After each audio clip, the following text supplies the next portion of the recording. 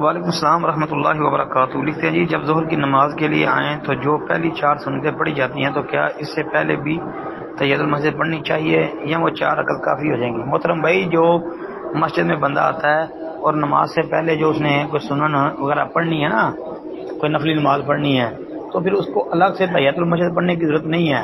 اور ظہر سے پہلے والی جو 4 سنتیں وہ پڑھے گا تو وہ 4 ہی کافی ہیں۔ ہاں، الگ سے اس کو تحیۃ المسجد پڑھنے کی ضرورت نہیں ہے، نہ اس کی الگ سے اجازت ہے۔ جب وہ پڑھ لی ہیں تو بس کافی ہو گئی ہیں، اسی میں سب کچھ آ گیا ہے۔ ہاں، الگ کیا اس کا نام ہے، وہ بندہ الگ وقت میں آتا ہے جس میں یعنی کوئی نماز کا وقت نہیں ہے، تو بندہ مسجد میں آئے، بیٹھنے سے پہلے 2 رکعت پڑھے گا، ورنہ نبی علیہ الصلوۃ والسلام کا مخالف شمار ہوگا۔ ایک بات ہے۔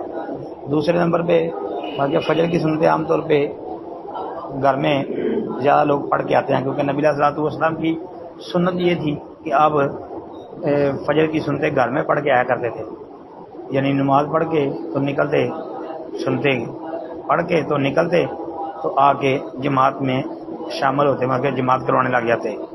تو اس طرح کچھ لوگ جو ہیں وہ فجر کی سنتیں گھر میں جو پڑھ کے آتے ہیں اور مسجد میں آتے ہیں، اگر وقت ہے تو وہ تحیۃ المسجد یعنی پڑھیں گے۔